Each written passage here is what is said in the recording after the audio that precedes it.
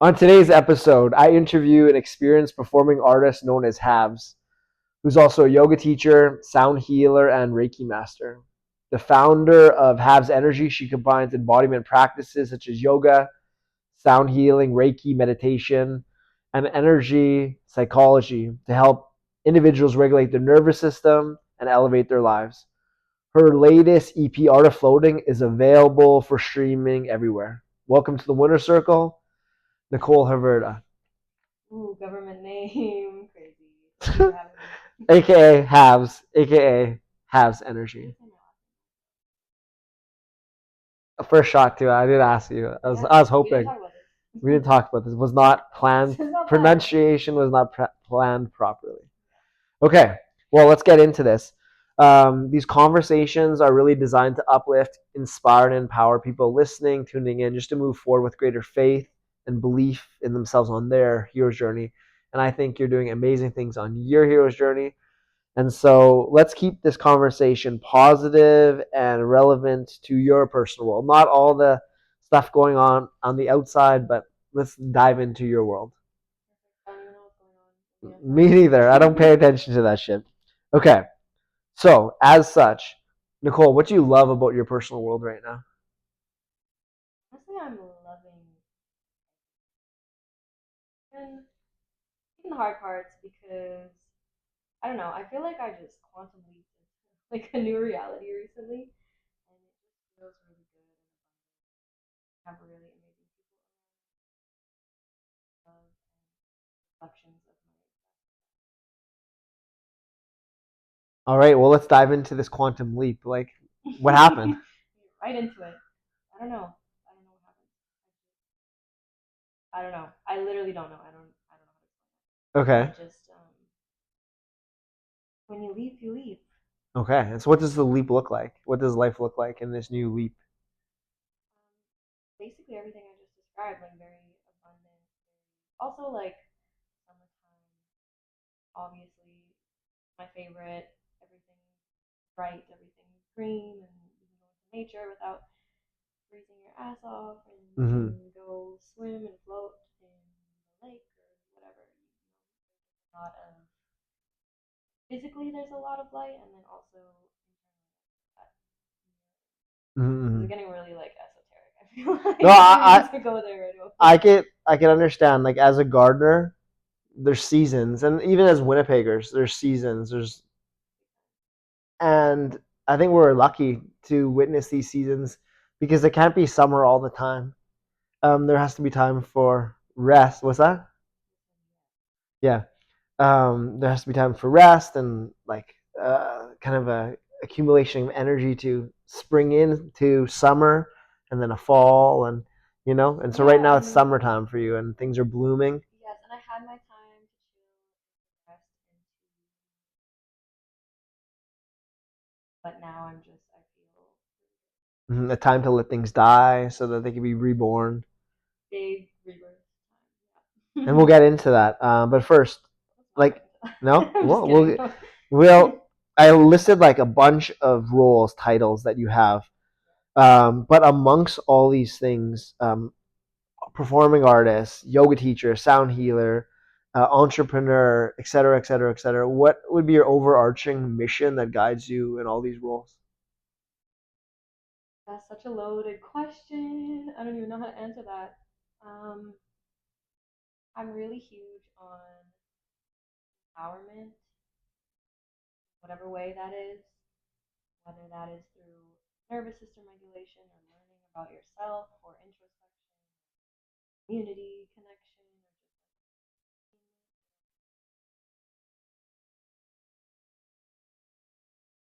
hmm hmm Well, I'm excited to delve into like the origin story of what got you here. Um, I first heard of you because we're both yoga teachers, and yeah.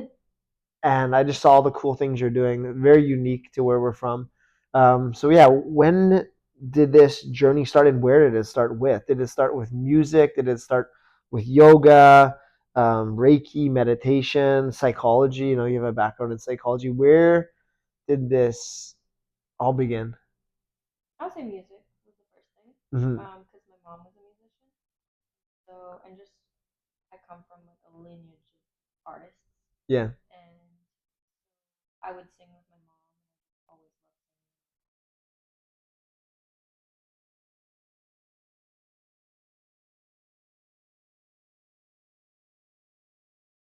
immerse myself in that life. And Yeah. then as I started growing up, I started doing more like shows, like the classic music path. Um, and then from music kind of came sound healing, and it's like the yoga was part of that, but like simultaneously happening, but it was a different identity. So I had like, let's talk about this, and I'm like very I'm very like, I had my one side, which was music, and then I had my other personality, which was like the energy healing, spirituality stuff, and that's where yoga kind of fell in. And I kept those two separate. And then I guess after like 10 years of yoga practice and also like embodiment of it, I found sound healing and found a connection, and that was like the first connection of the two. And then Reiki and all of that kind of followed. A lot of healing, and I feel like a lot of people's yoga journey begins like they need some healing of some sort. That's how it started for me. Like I got like really bad concussions from MMA. I was training for an MMA fight, got really bad concussion problems, like repeated concussions. Went to the doctor.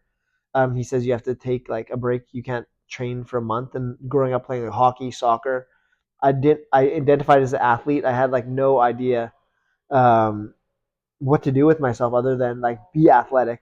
And so I went to my coach and I said, yeah, like I can't train, like I don't know what to do. And uh, one of the guys I train with, who I really look up to, Lance Cartwright, he said, hey, why don't you come try this um, Bikram yoga class with me and my wife?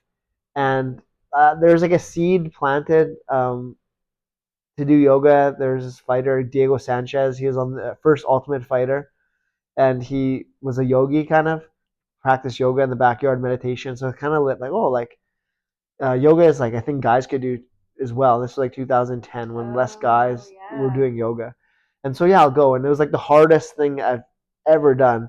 But that's what got me into yoga. It was to heal from that concussion. And then later on, it helped me recover from like a severe traumatic brain injury I suffered, and that's kind of like my healing journey began with yoga. Did you go to yoga for healing, or like why did you start yoga? I don't think I think I went to yoga because it was hot yoga and Yeah. I was cold all the time because it was always Uh huh. literally. I don't think there was much more than that to it. Okay. And then it all kind of like opened up a whole new world for me. Yoga teacher that I loved, he was so weird and I loved it. Like so embodied, like fully embodied, like wake up at 6 a.m. 2 hours of breath work, 2 hours of yoga, and then come to class and teach a class and then teach another class. Like he was fully yoga was his life, and it was his teachings were also very interesting and new concepts Okay. for me. And I found that it really helped with my music because when you're always doing things, you don't have time, thoughts, or inspiration. And Mm-hmm. so that 1 hour was my time to eat because I wasn't thinking of anything, doing anything. Like I was doing things, but not really thinking about what I was doing. Yeah. I was just following a flow and moving energy. And so it allowed me to, I found that after yoga, I was like, my writer's blog was gone. And all of a sudden had inspiration and all this inspiration for an album or like songs. So that's kind of, it helped me in that way. Yeah. And then the rest of it was kind of a byproduct. And you've not stopped practicing since? No, I haven't stopped. How has your practice evolved from when you first took your that first yoga class, that hot yoga class, till now? How has your practice evolved? That's an interesting question because I started with Kundalini. So I feel like that's like an intense way to start. Yeah. And I feel like, I don't know if it, I feel like I just went right into it from the start and I've been in it since then. So I don't even know if the evolution was really that um, intense or large. Yeah. But I I don't practice Kundalini anymore. So I feel like now it's actually more like less intense. It's more of just like a upkeep of moving energy, and also getting to teach other people how to do that and how to still their whole self. Yeah. So when did the teaching journey begin? Like, how do you become from a student to a teacher, and what inspired that? It was always something I wanted to do, and I always thought about like, wow, that's a literal dream job. I just go teach yoga and do yoga, and that's my job. Amazing. And I think one day my my life just got so rock bottomed, Hmm. and I was like, I can't do this anymore. And like spiritually, I feel it, and like my consciousness had just evolved to the place where like I couldn't stay where I was anymore, and I had to do something different. And I just kept getting, and so I started looking at trainings, and I really wanted to be fully immersed. I didn't want it to be like an online weekend course or something. I wanted to be in it. So I found one in Baja, and I went there for a month. Yeah, I lived in a tent in the desert. How long ago was that? Almost, yeah. 2.5 years, I would say. Okay. Okay. Yeah, it wasn't that long ago. So that came after you started like releasing music as Oh a yeah, performing artist. yeah. That was after everything. Actually, that was like after Reiki, after the sound healing started. Okay. Okay. So let's like trace things back. I guess it started with music. How did you go from like that 3-year-old singing at the kitchen table, um, That's yeah, really having fun to release it like concerts, like at the whatever that big arena in the city here is called, like I think Canada Life, or I don't know what, Princess Auto Stadium, or I don't know what I don't it's, even know what some it's called, sort of, but I think it's Canada Life. I think you're right. yeah, some sort of stadium, and like and then performing at like all these festivals, and you just came back from a tour across Canada. How did like the music journey start? Like beyond singing at home and singing with your mom, like how did you? A lot of baby steps, a lot of like little things. Like I would find places that didn't have music, and I'd be like, "Hey, you guys need this." When I was like in grade six, and I would just do covers of like pop songs, and then talent shows, and then there was this show called Urban Star. I think Okay. there was only one season of it, but I remember I was like taking the bus home from school, and somebody was like, "Hey, have you heard of Urban Star?" And like it was somebody I knew, but I hadn't seen him in like months. I don't even know. It was such a weird situation. And then I Yeah. just happened to see him on the bus, and he happened to ask me if I heard of Urban Star, and I was like, "No, what is that?" So he told me about it, and I applied, and then got on, and it was so cringe of me. Like me being in that was so cringe, but like sometimes you have to be cringe to do things. Why was it so Obviously meant to be cringe? cringe because first of all, it was Urban Star, and I sang a Taylor Swift song, and then I feel like that says enough. And then so I did that, did like a bunch of things like that, met a few other artists in the city, and then from there, I met somebody on Facebook, I think, Yeah. which is crazy to think about. But yeah, for Sean Kelly was like the first person that I made music with. He needed an artist hook for a song that he had, so I did it. We ended up making a bunch more music together, and we were like a little duo for a while. And then through him, I met Ruiz, who is now a good friend of mine who I just toured with. He stays with me. We make music together. He produces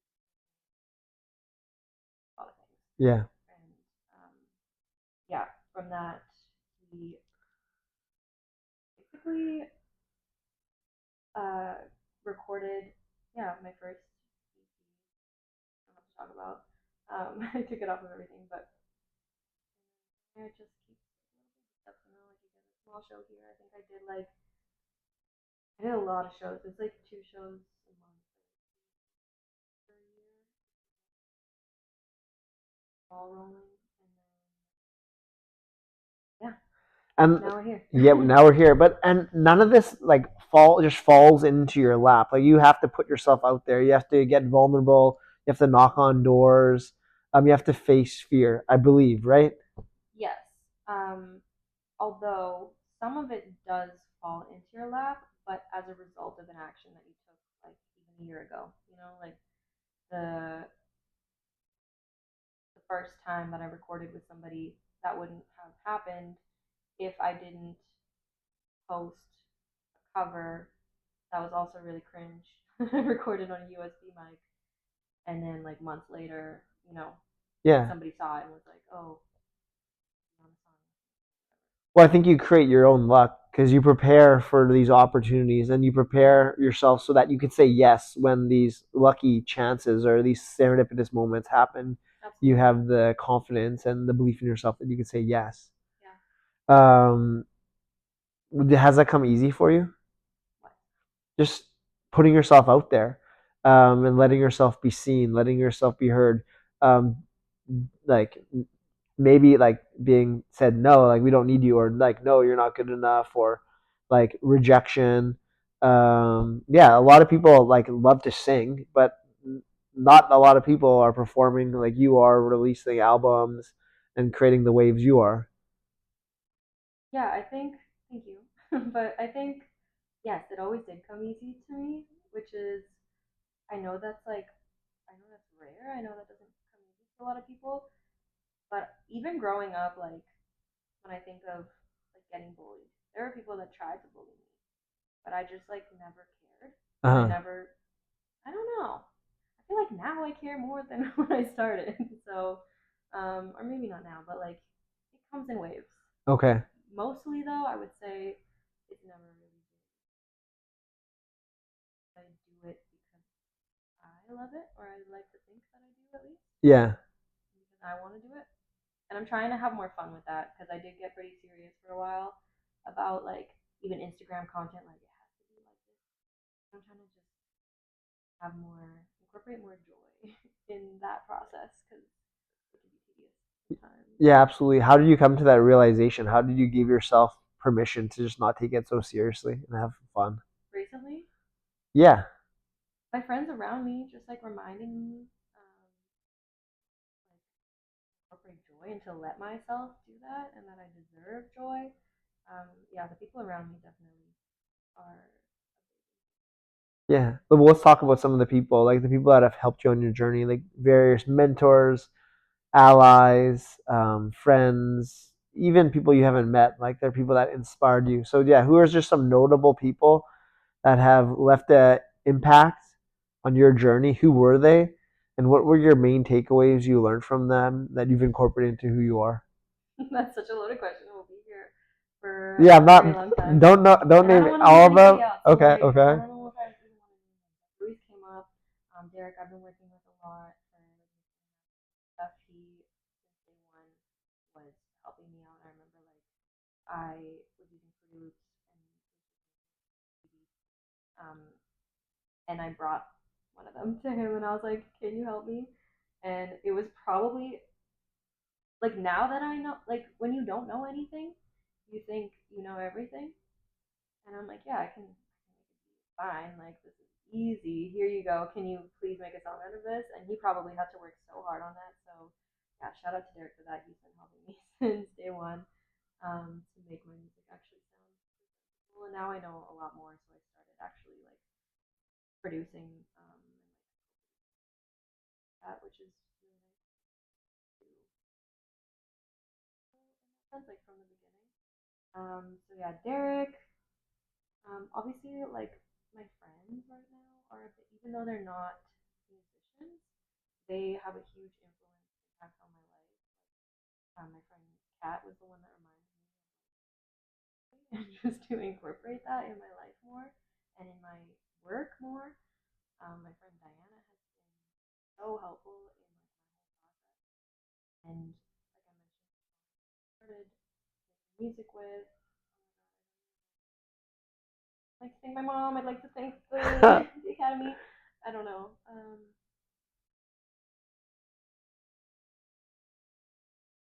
All the musicians around me, my whole band that teach me things all the time because they're all incredible musicians and also evolved a lot, and I'm really grateful for that. I don't know. I'm like, I don't even No, know I how think to that's give a speech perfect. now. So these people kind of gave to you. How are you paying it forth? How are you giving back to others? Are you mentoring anyone, or like, yeah, like how are you giving back? How are you serving, and paying it forth? I feel like that's the basis of my work. That, and especially as artists, you give a lot of yourself, and more than people even ask for. And every show, I'm giving a lot of myself. I actually am also receiving more. Really helped me with that because I really hard time receiving, and now it's like a lot easier. But a lot of my work, all of my work, even reiki, I'm giving with sound baths, I'm giving my energy, always, always giving back, and I love it, and that is part of my purpose, I think. Yeah.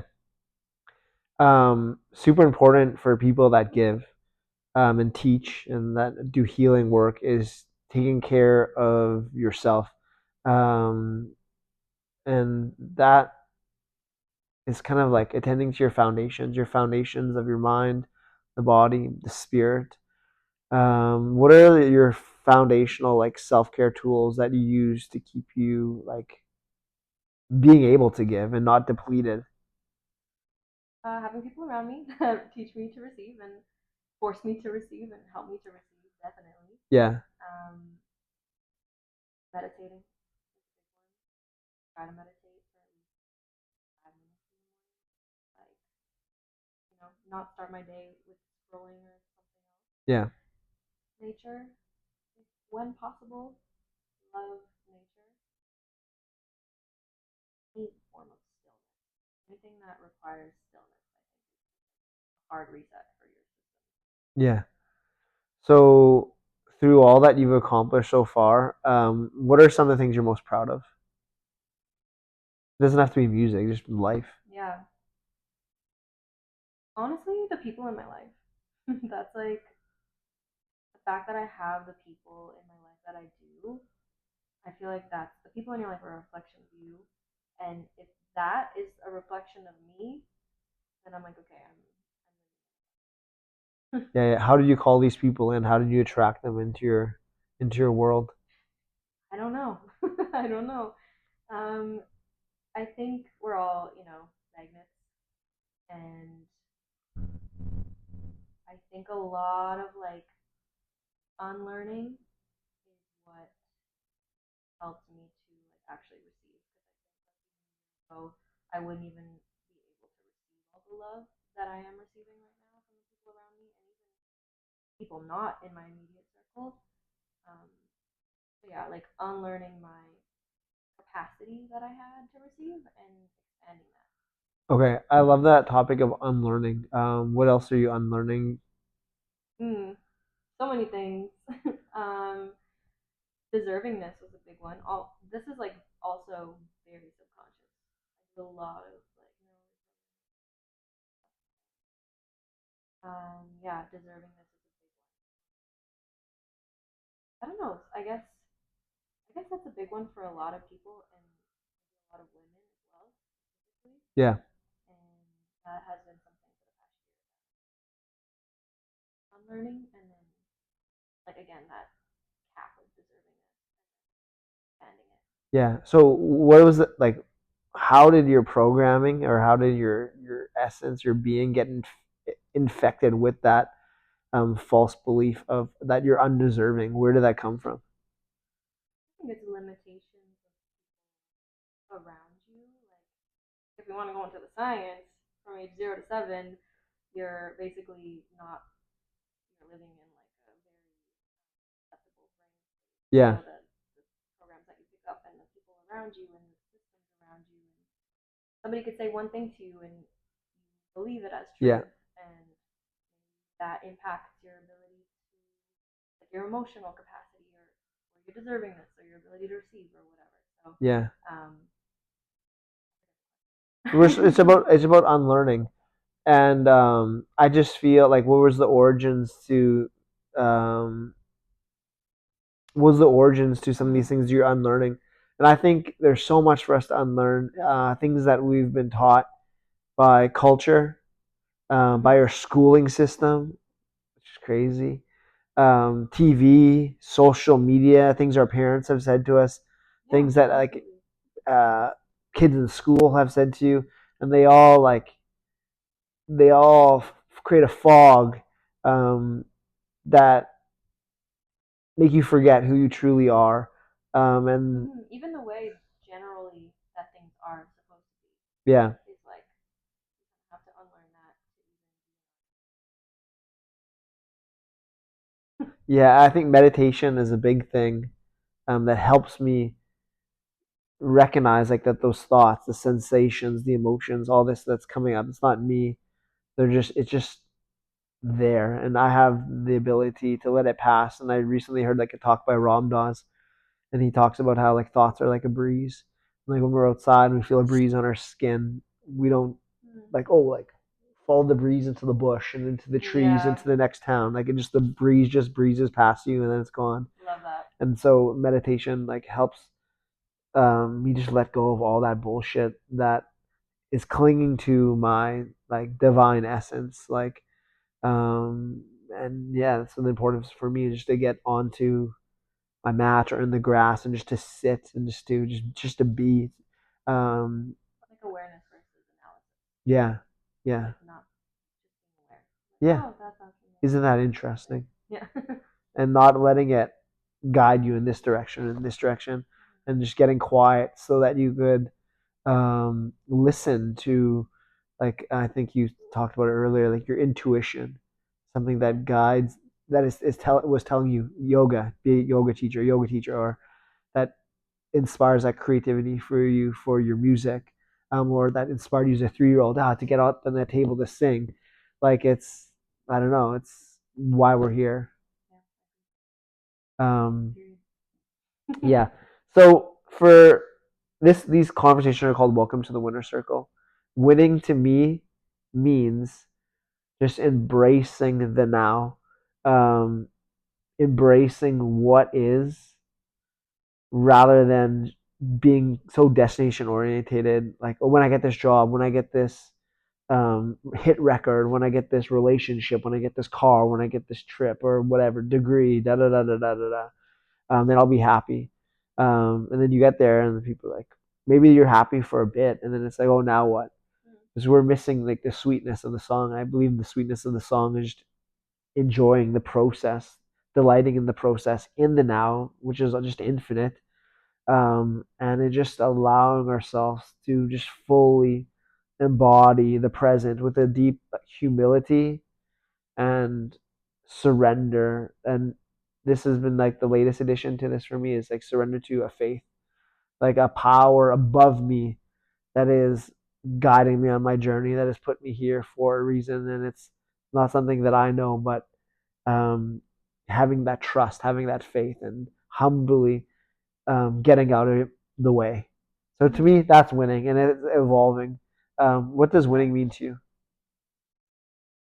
I think living in alignment and knowing yourself enough to know what that looks like to you. I think when you're in alignment, things just start to flow.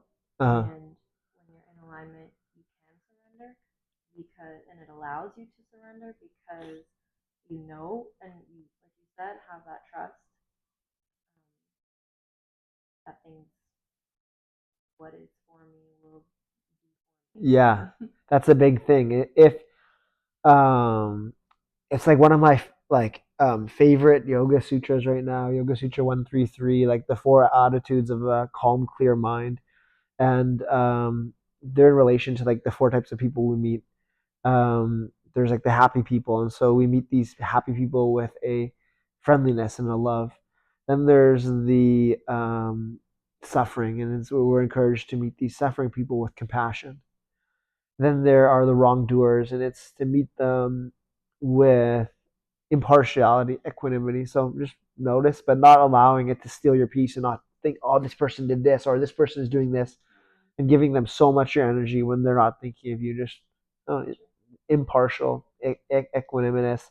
And then if you don't like what they're doing, well, be the change yourself and create that shift in your actions. And then the last one, the virtuous. So those are the people that are just doing amazing. So they're succeeding in their careers or um, whatever they're doing. They're just winning. And a lot of times when a lot of people are jealous or like, oh, why isn't that me? Why isn't that me? But like what the Yoga Sutras says, is to celebrate, to have joy for these people. And I agree because if whatever you're wanting was for you, like it'd be yours. And just to Yeah, be or it paid, will be. and yeah, and it already is. It's in process. Like Right. it's there. You just need to surrender into it, and it'll manifest itself further. It's already in process.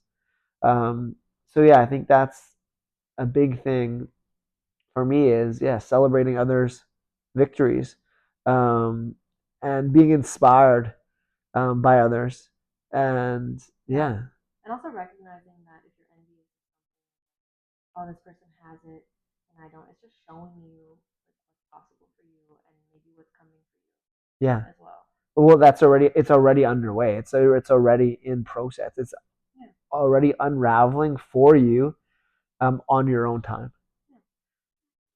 and just having faith with that. Um, so you're talking about how everything feels really aligned with you right now. But Yeah. let's talk about when things were feeling unaligned. What did that look like, and how did you get yourself back on track? Hmm. There's been multiple misalignments, and still not everything is aligned, but I think I'm just in a place of surrender and understanding what the alignment looks like to me and knowing that there's no rush to get there. Um, misalignment can be like with anything. It can be with a job, and also as you grow and as you evolve, things that once felt aligned will fall out of alignment, and that's okay too. And then you just shift and pivot to whatever the next thing is. So I don't know if I want to get too much in detail of what was out of alignment, um, but it is a whole ass process Yeah, to figure it out and to trust yourself to know. Like, because we love to second guess ourselves and we love to, I think, like, resist the human experience in a yeah, way of like feeling all the hard feelings and processing and just allowing pain to pass through you or alignment to pass through you, instead of holding on to it. But also, with that being said, it's hard to let something go if you're constantly putting yourself in that position. So, like, what I will say is that we control the way that we react to things. We control the way that we relate to things, traumas or yeah, things that um, trigger us. You yeah, know, and so what I took and did with that information is I just started. It's a little delulu, and that's okay. And I think that that's good sometimes, yeah, um, just to get you out of like the negative mind state or like because it's so easy to spiral.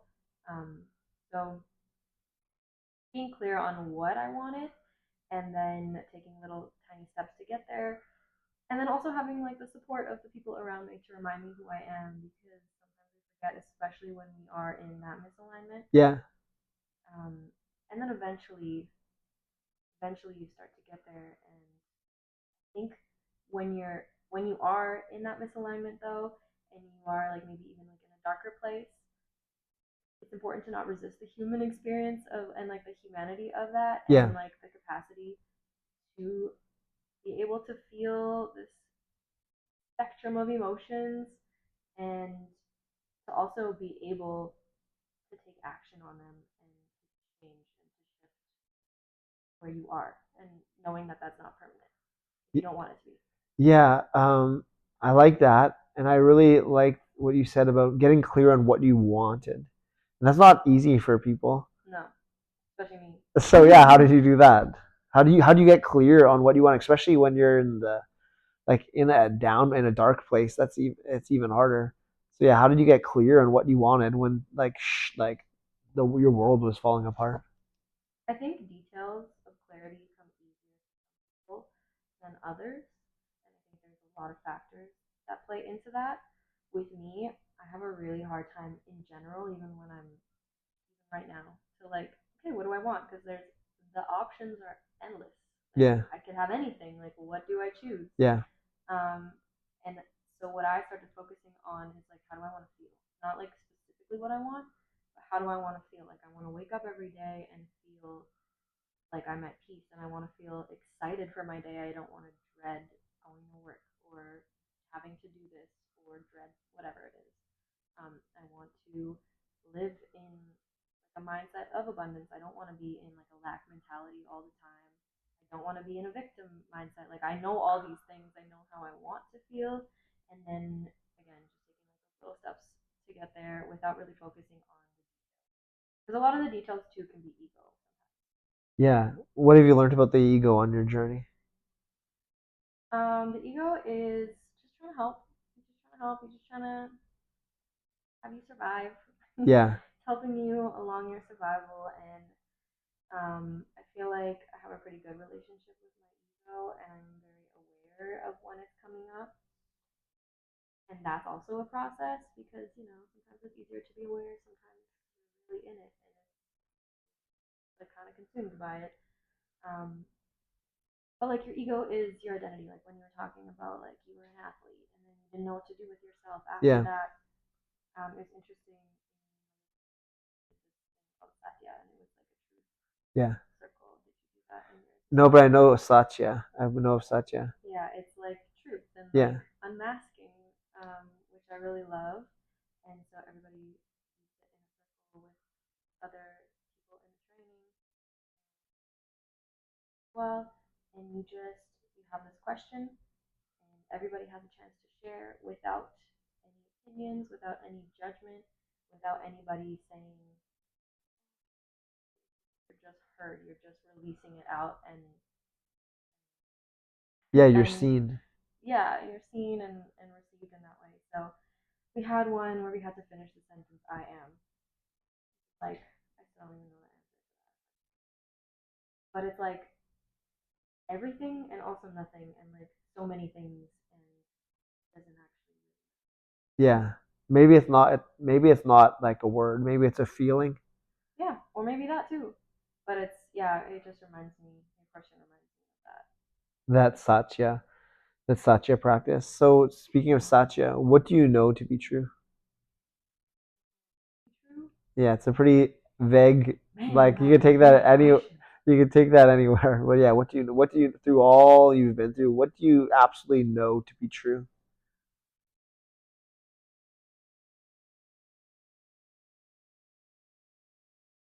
That everything I just said, honestly, this whole interview, it's like that's all my truth. Hmm.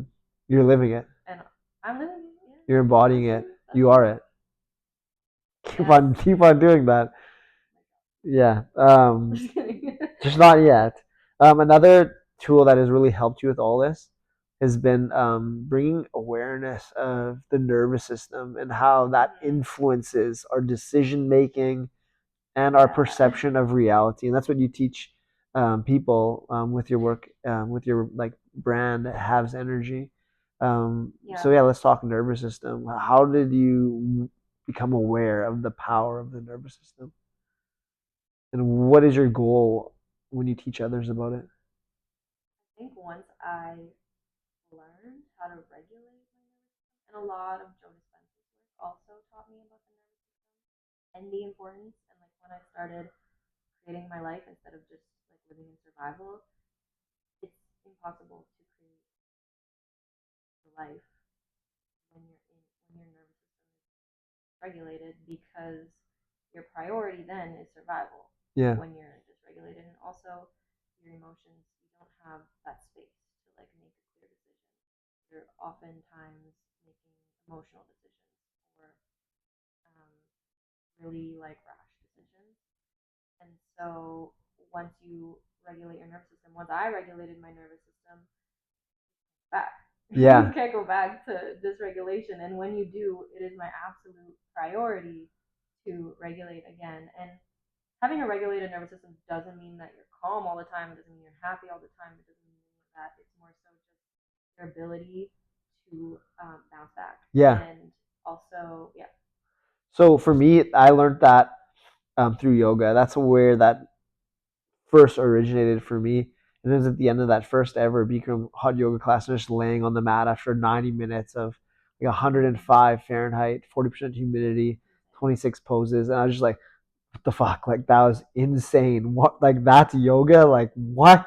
Yeah, I've never done What was that? But then I went home that night and I was just the most calm, most peaceful I've ever felt. And like, just got like addicted to like being in the parasympathetic, and which I wasn't used to.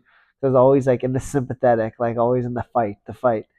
Um, and when I brought awareness to how our breath influences the nervous system, how our posture, how our emotional, like our vibrational alignment, like how what we're tuning to, what is the internal yeah. frequency we're tuning to, and whether we're present or not.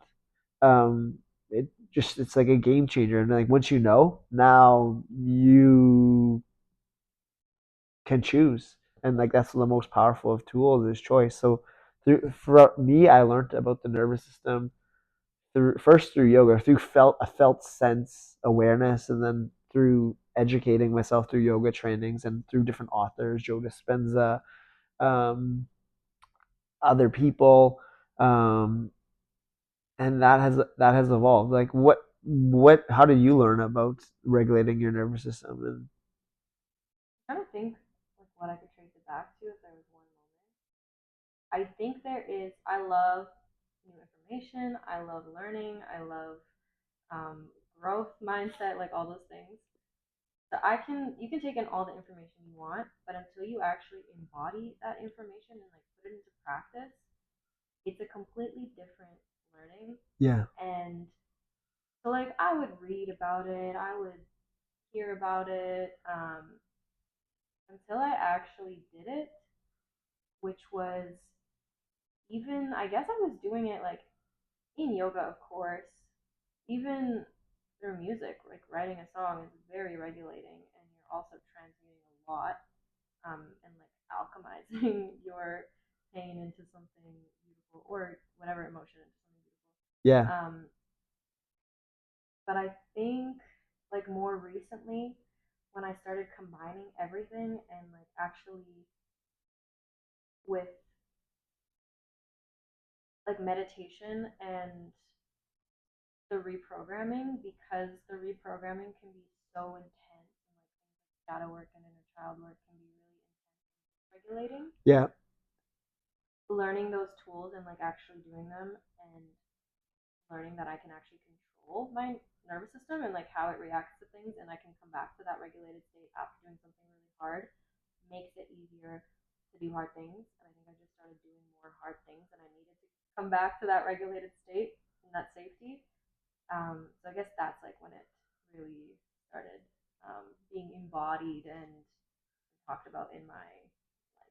yeah. I think that's important is to kind of like do those hard things, and the more hard things you do, hard things get less hard. Um, what's a recent hard thing that you did? Stepping outside your comfort zone. Planning a tour, that was crazy. Yeah, tell me I'll about never it. forget. It's just a lot of admin, and it's like not fun admin. Like artists don't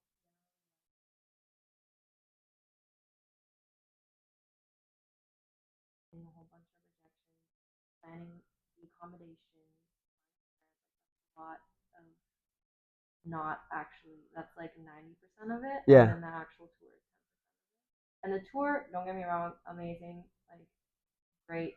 I would tour again for sure, love it. But just the planning and like shout out C's for doing also a lot of that.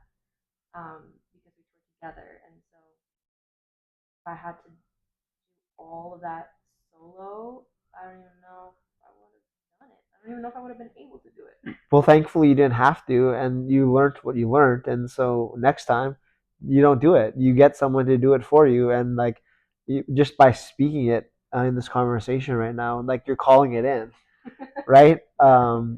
And just knowing that you don't want to do that, like, and someone will come along that will handle that for you, and not because they have to, they'll Yeah. want to. Yeah, that's what I'm. Yeah, and you know how that works. Yeah, I mean, I tried calling it in before, Patience. Be but patient. it didn't. It didn't It'll arrive when it needs to arrive.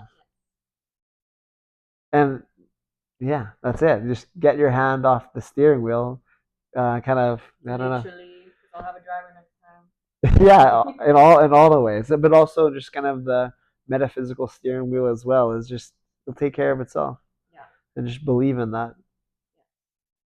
Yeah. So, um, Reiki. I don't know much about Hmm. Reiki. I know a bit about sound healing, a lot about yoga. Um, Reiki, nothing. Talk to me about Reiki. Reiki is very hard to explain. It's much better embodied. It's one of those like you gotta feel it, you gotta experience it to really understand it. I could talk about Reiki. I don't think there are words in the English language to describe what it actually is. Yeah, Um, Japanese healing technique. yeah, That was, I guess, another place because the way that Reiki works is it helps you regulate. It helps you get into that relaxed state, and from that state, your body heals itself. From that state, it's like a deep rest, the same way that when you're sleeping, your body heals itself. So, depending on what what your intention is with the session, or like what you find in the session, different things can be healed or released or replenished. yeah. So how did you come upon Reiki? Like, how did this become um, a part of who you are and a part of your services that you help others with and help with their healing? Well, okay. During COVID, I Uh, was in a group of women that met bi-weekly online from all over the world that were either creatives or entrepreneurs or somewhere within that realm. And one of the girls did Reiki, and she led us through a meditation, and she said, "Oh, like I can send you guys some Reiki, like I can incorporate some Reiki." And I've heard of this word, but I didn't know what it was, and I was like, "Yeah, I'm down. Like I love experiencing things, absolutely." So I'm laying in my bed in Winnipeg. This girl's like in California somewhere, and she starts sending Reiki, and instantly my hands just like felt like they were on fire, but in a comfortable way. yeah, It didn't hurt. Very, very, almost like how good hot yoga feels. yeah, That's like how it felt, but only in my hands. And I was like a little scared. I was like, what's happening? Um, but I was also very intrigued, and so I asked her about it, and she said, "Oh, my Reiki master, my teacher told me that some people are born with healing hands." And I was like, okay. So tell me more. I took that as a sign to learn how to do this. Felt like it was part of like something that I spent. I wanted like a very specific type of teacher. Like I wanted somebody fully embodied in the life. Like I always want that for my teachers. Like somebody that is living it. Um, and I found eventually after like a year, found this shaman who taught me. I did like the level one, level two, and then I did the master teacher training, how to do it, and that. Um, I thought like, oh, okay, maybe this is my path. Maybe I'm just giving people Reiki forever, and that's my job, and that's what I do, and that's who I am. I feel like when you first dive and like into spirituality and into that world, it's kind of still ego. Like if you start to identify with it and you're like, oh, like I'm spiritual. Um, After you break out of that, true spirituality comes in and blossoms, but that's a whole other thing. So yeah, I started doing Reiki, and then it kind of evolved more into sound healing. That was way more aligned for me, but still, Reiki is like I still feel like I bring it with me everywhere that I go. Like it's still in this conversation, it's probably has it. Yeah. Well, I'm definitely curious to learn more about Reiki, and for people that are listening that are also curious to learn more, like what kind of services do you offer for Reiki?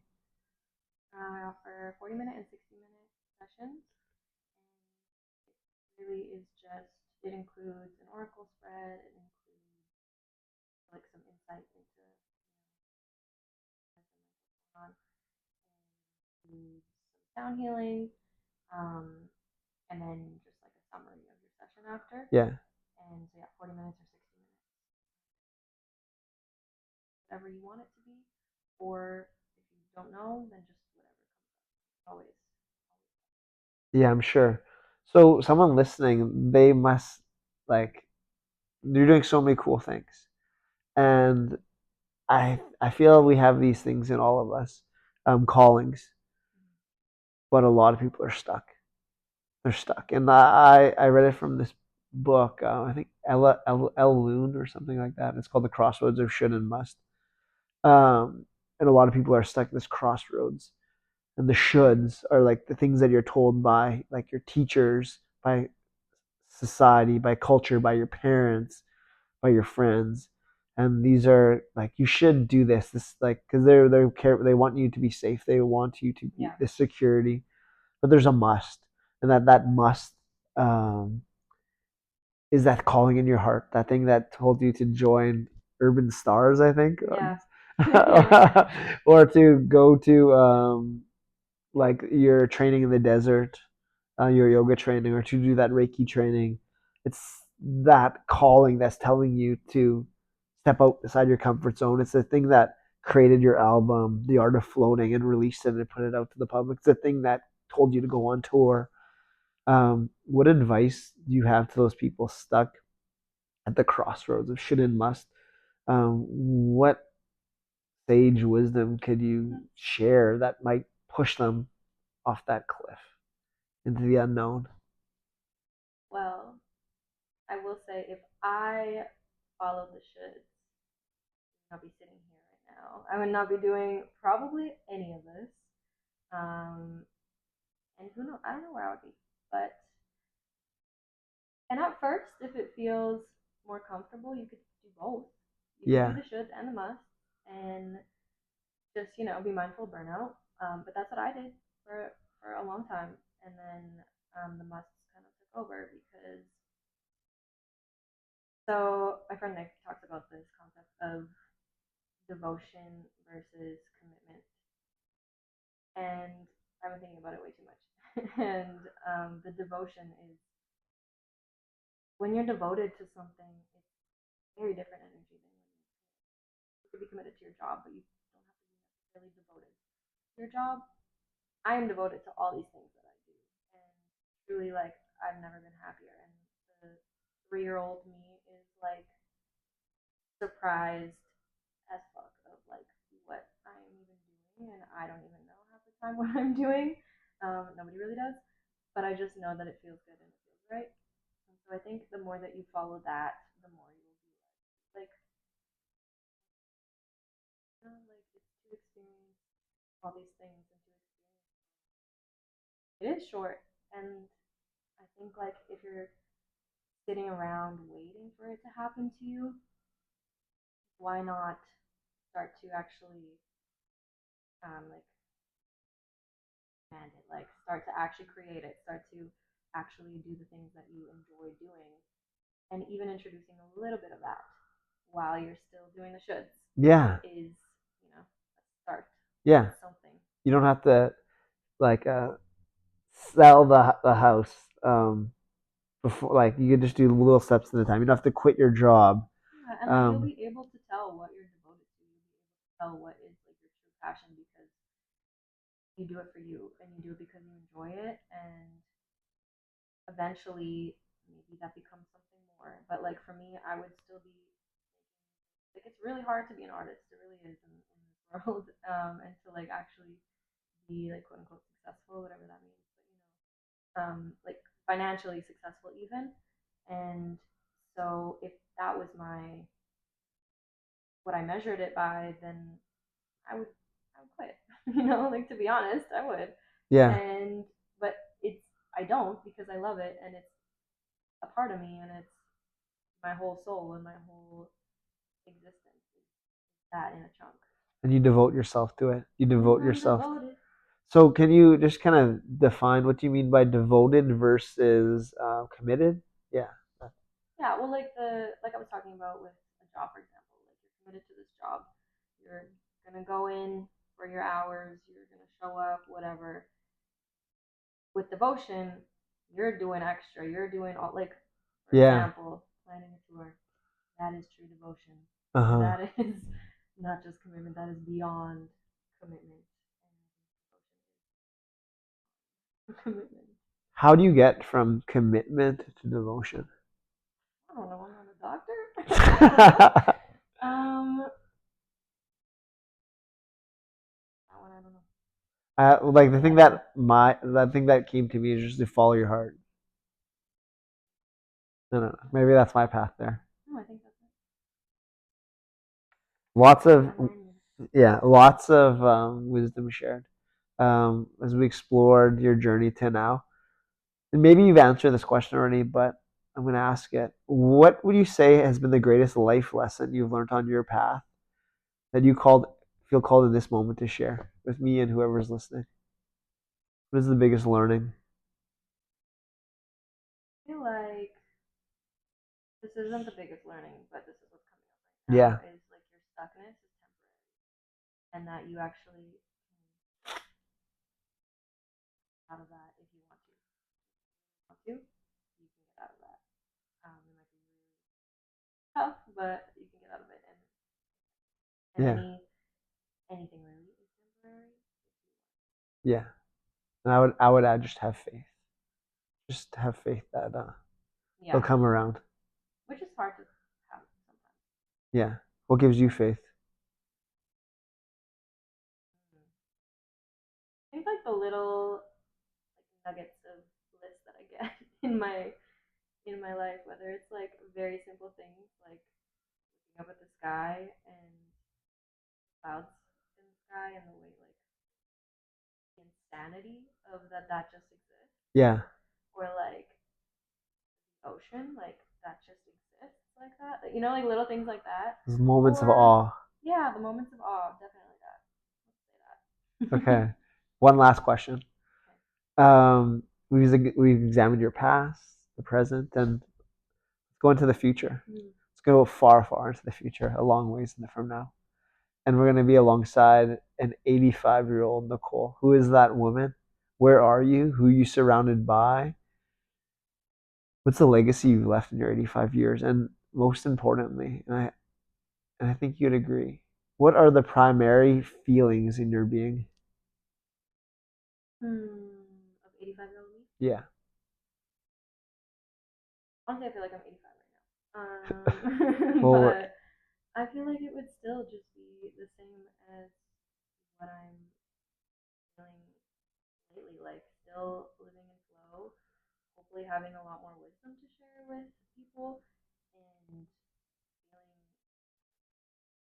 not rushing and actually present yeah. and not, which is something I've really been embodying lately, is like really present and not. Because honestly, sometimes you have no choice. You have no idea what's going on. And you just have to be present and you're kind of forced to in that moment. Yeah. 85-year-old me will probably have that without being forced to have that. Okay, well, I'm about to kind of force you into that. I'm just gonna give you, just invite you to just close your eyes and just to connect in the present moment, the here and now, and sit with that 85-year-old. I want you to sit next to her, and from that sitting next to her, become her, embody her, be her, and just feel what that feels like to be that 85-year-old Nicole, just for a moment. Yeah, we could all do that.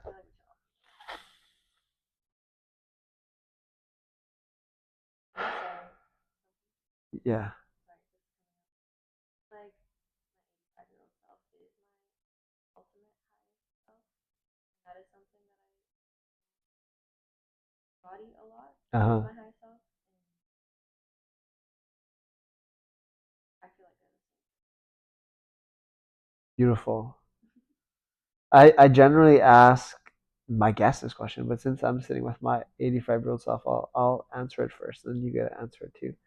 But I ask, I'm gonna bring us back to the now, and the 85-year-old sends a message, and to the current day you. So my 85-year-old self sends a message to my current day me, and what does he whisper into my ear?